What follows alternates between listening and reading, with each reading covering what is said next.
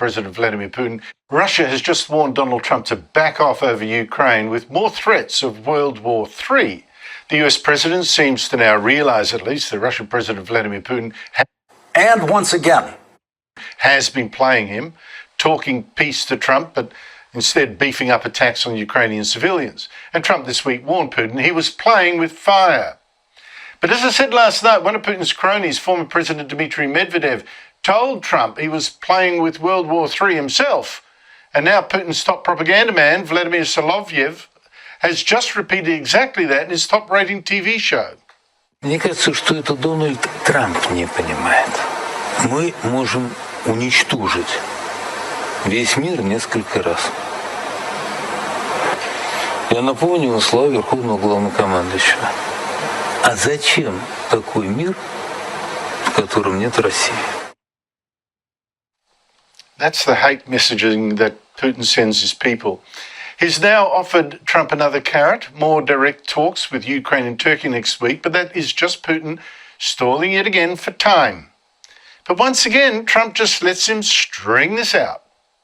I'm very disappointed at what happened a couple of nights now where people were killed in the middle of what you would call a negotiation. I'm very disappointed by that. To find out whether or not he's tapping us along or not. And if he is, we'll respond a little bit differently. Joining me is General Jack Keane. General Keane was Vice Chief of Staff of the United States Army and a four-star general and is now Chairman of the Institute for the Study of War.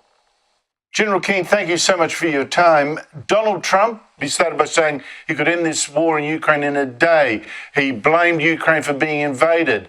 But now he's calling Putin absolutely crazy. So, what will he actually now do? He says he could walk away from the war, but he can't do that because that would just leave Russia freer to destroy Ukraine. Yeah, I mean, it's fascinating to watch this unfold. I do believe the president should have taken some action, some weeks ago when it was obvious that Putin was stalling and had no interest in going to any kind of ceasefire or peace agreement. And that should have been crippling sanctions ourselves, being the United States and also the Europeans who would participate, and robust military assistance and make certain that Ukraine knows the United States is going to be there along with the Europeans. But once Putin understands that, he knows he can't win. That's a fact. And that would get him, I think, to the negotiating table. Don't know that for sure. He may still try to avoid that at all costs. I do believe that Putin is absolutely a driven man, Andrew, because he did honestly believe that back in February 22, that they could show Russian might to the Ukrainians in Kyiv and the country would just collapse to include its government. That did not happen. I believe his presidency is at stake. He has to succeed in. Let me stop right there. And the reason why it didn't happen is because America got involved backing him with the money. All right. America, the great whore, was basically, all of the really, like the scripture says, all nations have drunk of the wrath of the wine of the wrath of her fornication. So all of her ways are all over the world. And basically America's philosophies and doctrines and all of this stuff that they're trying to do, their agendas are being carried out one way or another. And all of these nations and these other nations are sick of it. All right. Strictly put, they're sick of it. Because what do they spew? The woman being in rulership, homosexuals and transsexuals, and all of these things, all of these ideals that they don't deal with. They're not rocking with that, man. All right? People doing drugs, drug culture, and hip-hop shit, culture, niggas. They don't want that shit over there, man. That's why the Lord's ultimately going to have this controversy stirred up. You see it stirring up very heavy right now. There's a heavy spirit out right now. And if you're not paying attention, you ought to be now. Ukraine.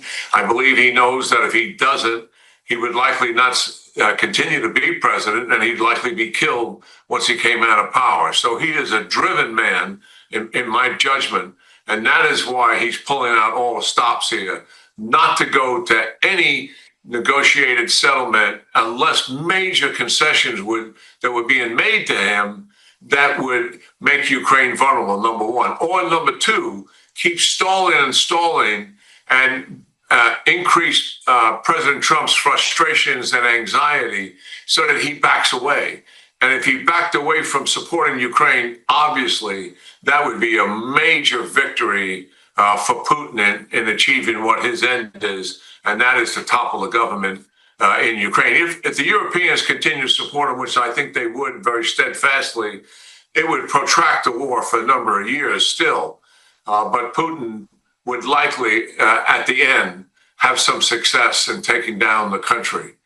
General, Australia has banked everything for decades now on America protecting us should there be a war in our region.